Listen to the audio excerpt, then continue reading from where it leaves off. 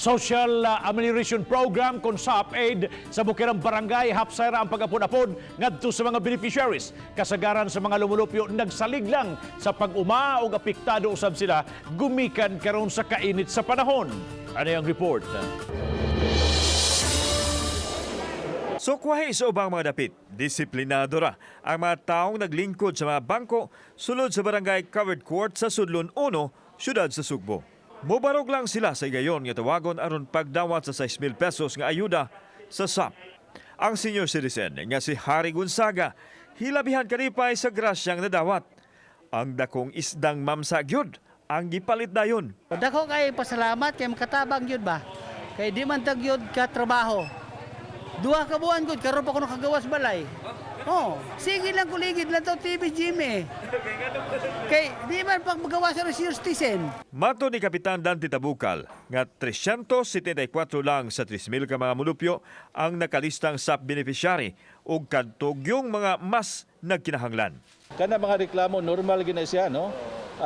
Daghan jud kay mga reklamo kay bisan pag maka-avail sila ang gusto gud sila nga tagsa-tagsaon yun nga makadawat sila. Di may pwede nga doon namin tay guidelines nga angay tumanon. Gawa sa krisis nga mugna sa COVID-19, apektado usab ang panginabuhian sa atong mga kaigsuonang mag-uuma diri sa kabukiran. Gumikan usab sa nasinating init sa panahon. Apan karon pa lang nangandam na sila sa ilang umahan alang sa sunod nga pagtanom kay sa ilahang obserbasyon hapit na ang ting-uwan. Kasagaran sa mga mulupyo sa bukid, ang pag-uma ang gisaligan. Apan tungod kay dugay ng walay uwan, nangalaya na ang ubang pananom.